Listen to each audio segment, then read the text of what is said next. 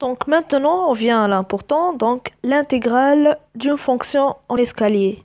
On avait vu c'est quoi une subdivision, c'est quoi une fonction en escalier. Maintenant, l'intégrale d'une fonction en escalier. Donc, soit phi une fonction donc en escalier sur AB et taux, donc une subdivision subordonnée à phi. On veut trouver l'intégrale. Bon, on va voir sur un petit schéma. Donc les schémas, ils sont très importants dans cette leçon, ça aide à visualiser. Donc, on va prendre un segment AB. On va prendre un segment AB.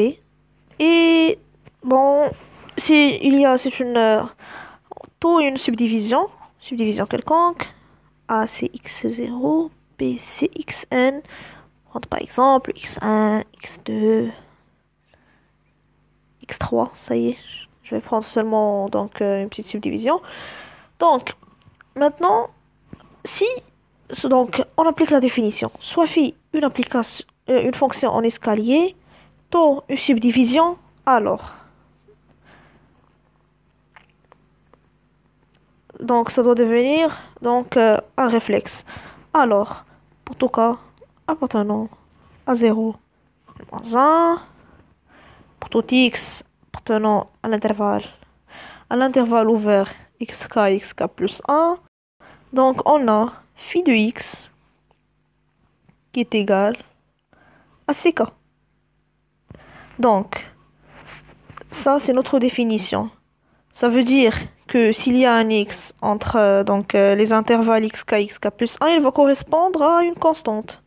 Nous, qu'est-ce qu'on va faire? Donc, on veut donc avoir une idée sur comment calculer cette intégrale. Bon, on va prendre ici un simple exemple. Donc, voilà nos ck. On va avoir, par exemple, si on va voir ici, par exemple, C1, C2, C3. C'est quoi l'intégrale? L'intégrale, c'est l'aire donc sous la courbe. Donc l'intégrale, c'est tout simplement l'aire de ces rectangles qui sont là, qui sont représentés ainsi.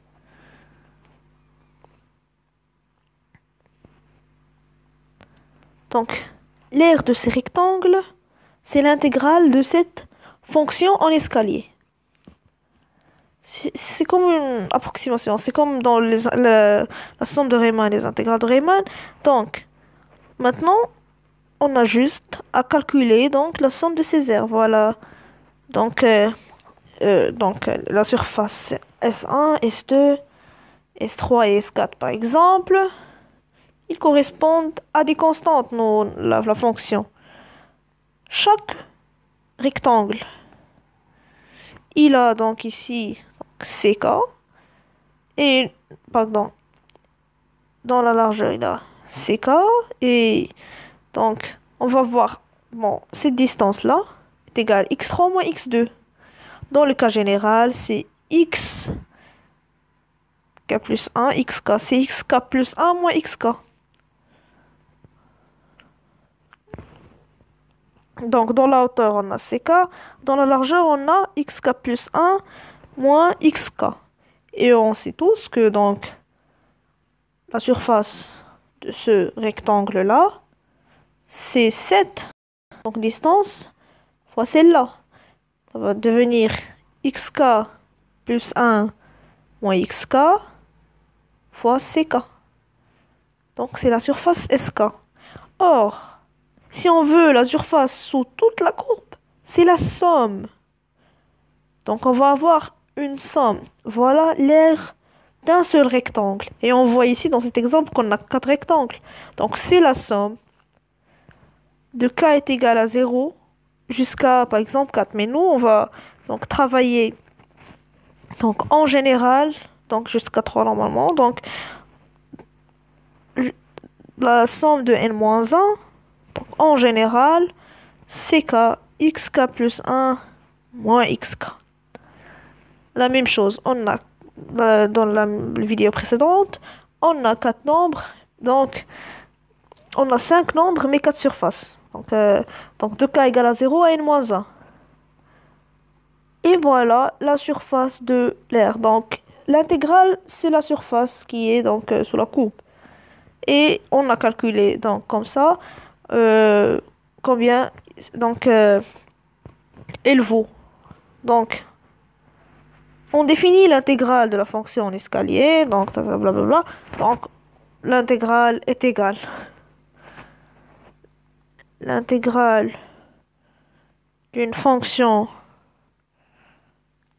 en escalier. Donc, on va le noter. Donc, i de phi, notre fonction en escalier, phi, donc est définie par i de phi, c'est la somme de k égale à 0, n-1 de ck, xk plus 1, moins xk.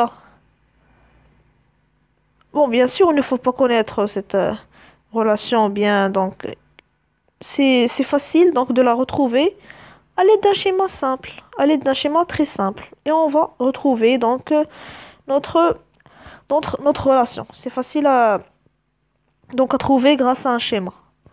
Maintenant, il y a donc bon, bien sûr, on va noter i tau phi, donc c'est l'intégrale de AB. Donc phi de t dt. On peut ici ajouter un taux donc pour notre subdivision subordonnée qui est égale sigma de k égale à 0 n-1 ck k égale 0 ck xk plus 1 moins xk. Donc, au lieu de calculer une intégrale donc d'une manière comme on avait vu donc donc par exemple pour des fonctions usuelles, c'est une somme. On se ramène à un calcul donc sous forme d'une somme. Donc on va calculer donc une somme. Ce qui est intéressant, donc ce nombre-là ne dépend pas de tout, de la subdivision. Il ne dépend pas du choix de taux. Pourquoi? Pourquoi ne dépend-il pas donc du choix de taux? La réponse est dans la démonstration. Pour la démonstration, donc il est constitué de plusieurs étapes et donc on va commencer par un cas très simple. Ils nous ont dit que ce nombre ne dépend pas du choix de taux. On va analyser cette phrase. Donc, ce nombre ne dépend pas du choix de taux. Donc, on peut donc choisir taux prime et taux. Et donc, le premier cas, c'est que taux prime est lié à taux. Donc, s'il y a une relation entre taux prime et taux. Par exemple, si taux prime est donc plus fine que taux. Si taux prime est plus fine que taux, on va voir donc ce qui va se passer. Bon, on va commencer avec un cas simple. Donc, premier cas, par exemple, si taux prime est égal taux union, donc z, comme on avait fait, donc un seul élément, x ou bien z, ou bien, donc un seul élément, donc taux prime est forcément plus fine que taux. Le deuxième cas, si on veut généraliser, c'est comme un cas plus général, taux union y1, yn. Donc, c'est juste un cas généralisé. Notre but, c'est dans le cas général. Donc, troisième cas, c'est le cas général. Quel que soit donc taux et taux prime, quelconque, on veut montrer donc qu'ils sont. Qu'est-ce qu'on veut montrer, oui? Donc, on veut montrer donc l'égalité suivante. Bon, on veut montrer que donc ito de donc phi est égal ito donc prime de phi. Donc elle ne dépend pas de phi, donc l'intégrale ne dépend pas du choix de taux. Bon, on va donc discuter cas par cas. Donc premièrement, si taux donc taux prime est égal taux union, donc x quelconque, avec notre x, bien sûr. Donc, c'est comme si on disait taux prime est plus fine que taux, donc le x, il doit appartenir, donc bien sûr, à le segment AB. Donc, si, on a taux prime qui est égal taux union x. Donc, s'il existe, donc, dans ce cas-là, on a deux cas. Premier cas prime. Voilà, petit a. Donc, il existe un cas 0, donc, qui appartient à 0n, tel que on va trouver un xk0 qui est égal à x. Alors, taux prime est égal à taux. On l'a vu, donc c'est comme dans une démonstration précédente.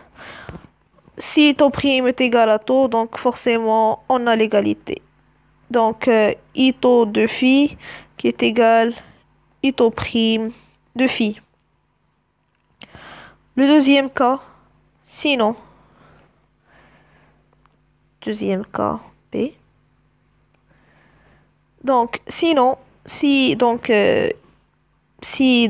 n'a pas, comme on avait dit, on a trouvé un xk0 qui est égal à notre x. Sinon, il se trouve forcément entre deux éléments, xk0 plus 1, xk0. Donc, il existe un k0 qui appartient cette fois à 0. Donc, n-1, tel que, donc, x est compris entre xk0 plus 1 et xk0. Donc, dans ce cas-là, on va calculer I taux de phi, qui est égal à sigma de k est égal de 0 n-1 ck xk plus 1 moins xk, selon la définition, toujours. Qu'est-ce qu'on va faire? On va développer un petit peu, donc ça va nous donner x1 moins x0, plus, etc. Donc, plus ck plus 1, on va donc avoir x ck plus 1 x0, qu'on va ici mettre de mieux ck moins 1 xk ck0 moins 1 xk0 moins xk0 moins 1 plus ck0 xk plus 1 moins x. Qu'est-ce que j'ai fait? Donc, moins x. On va voir pourquoi. Plus ck0 facteur de x moins donc xk0. Plus, donc si on veut continuer, donc ça va nous donner plus donc ck0, donc si on veut continuer, mais la partie la plus importante on va la voir, plus ck0 plus 1 xk0 plus 2 moins xk0 plus 1 plus etc. Donc on va continuer jusqu'à donc cn facteur de xn plus 1 moins xn. On a combien d'éléments? Donc cn xn plus 1. Donc non, jusqu'à cn moins 1. xn moins xn moins 1. On n'a pas de... Donc on a associé à b xn. Qu'est-ce qu'on a fait? La partie la plus importante, c'est celle-ci. C'est facile. On avait ck0, normalement, facteur de xk0 plus 1 moins xk0 plus 1. Il faut faire attention aux indices. J'ai oublié encore ici un xk0. Voilà. Donc, moins xk0. C'est ce qu'on avait au début. Mais notre x, là, il est entre xk0 et xk0 plus 1. Donc, qu'est-ce qu'on a fait? On n'a rien fait, on a juste ajouté un x. On a retranché un x et on a ajouté un x. C'est l'étape suivante là. Et ça nous donne quoi? Ça nous donne tout simplement donc l'intégrale taux prime phi. Parce que maintenant on a tous les éléments donc de taux prime. Et on a trouvé notre résultat. Maintenant, pour notre deuxième cas, n'oublions pas donc le plan de notre démonstration. Le voilà, plan de notre démonstration et le résultat qu'on veut montrer. Donc maintenant, on veut généraliser cette idée. Bon, les deux là, elles sont pour... il y a une relation entre taux prime et taux, donc un est plus fine que l'autre. Donc une est plus fine que l'autre, une subdivision. On continue donc avec donc 2. Donc soit taux prime une subdivision plus fine que taux. Donc on pose bien taux prime est plus fine que taux. On peut l'écrire sous la forme taux prime est égal taux union, on va ajouter des éléments y1 etc. jusqu'à yn avec bien sûr ces éléments qui appartiennent à l'intervalle AB. Et on va poser encore donc taux 1 qui est égal à taux union y1. On va voir pourquoi. Taux 2 qui est égal à taux union y2, etc. jusqu'à taux n qui est égal à taux union y. Et ici taux 1. Et ici donc taux, on va poser m, taux m moins 1. Donc c'est comme si par exemple on avait donc taux 1 qui est égal taux union y1. Ça nous emmène au premier cas. Et pour le premier cas, donc d'après 1, on a montré donc d'après 1, on va avoir i de taux, donc i de taux m de phi est égal à i de taux m-1. D'après donc ce qu'on avait montré. Parce que c'est avec... On a ajouté seulement un seul élément. Encore, on va avoir ici, donc taux m-1 qui est égal taux m-2 union y taux m-1. Donc, il est aussi égal à i taux moins 2. D'après toujours 1. On va continuer. On va trouver i taux de phi. Et bien sûr, ce taux m là, ce dernier taux m, ce n'est que taux prime. On a alors l'égalité. I taux de phi est égal I taux prime de phi. Maintenant, le cas le plus général. Troisième cas. On va maintenant supposer deux subdivisions quelconques. On va l'écrire donc soit taux et taux prime de subdivision quelconque. Donc de AB. L'intervalle AB. N'oublions pas ce qu'on veut montrer. I taux de phi est égal I taux prime de phi. Maintenant, on a deux subdivisions. Taux et taux prime quelconque de AB. On avait une remarque précédente dans une vidéo que s'il existe, donc non, si on a deux subdivisions, taux et taux prime, alors il existe une subdivision taux seconde qui est plus fine que taux et taux prime. Et on a donc même fait la démonstration. Donc, il existe une subdivision taux seconde plus fine que taux, taux et taux prime. Taux et taux prime. Bon, on va voir vidéo précédente. Donc, c'est une subdivision subordonnée à phi.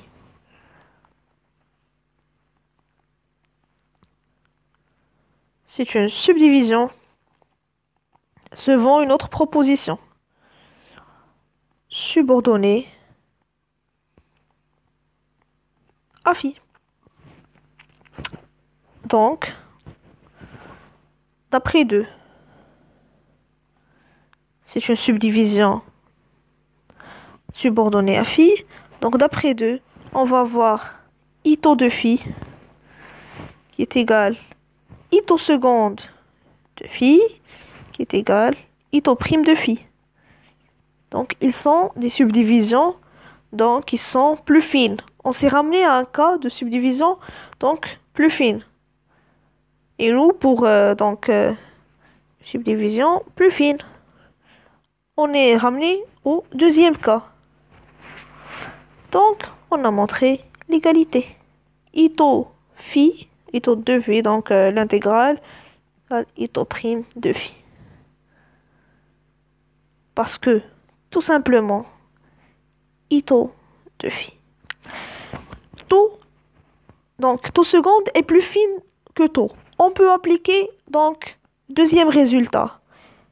Et encore, on a taux seconde est plus fine que taux prime. Donc, on peut appliquer le deuxième résultat une autre fois et on a l'égalité.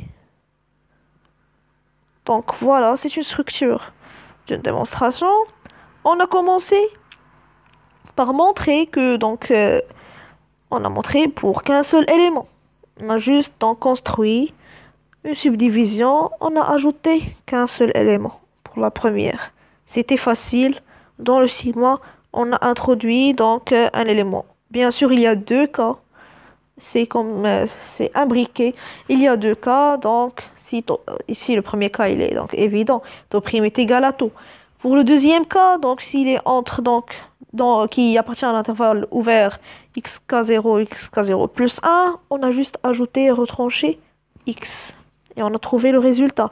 On pose encore, pour généraliser un petit peu notre résultat, pour deux subdivisions, une plus fine que l'autre, bien sûr, dans ce cas, taux prime plus fine que taux.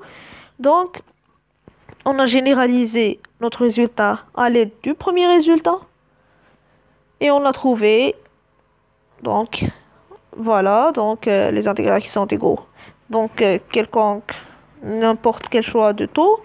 Et donc, pour le deuxième cas, on a choisi taux qui est différent de taux prime. Mais selon une remarque et une proposition, on a vu qu'il existe une subdivision qui est plus fine, plus fine taux seconde, qui est plus fine que taux et que taux prime. Donc, elle est une subdivision subordonnée à phi. Donc, ça, c'est une proposition. Parce que, taux seconde, elle est plus fine que taux. Taux est subordonné à phi, donc taux seconde, elle est subordonnée à phi. À ne pas discuter. Et on a utilisé d'après 2. Et on a trouvé le résultat voulu.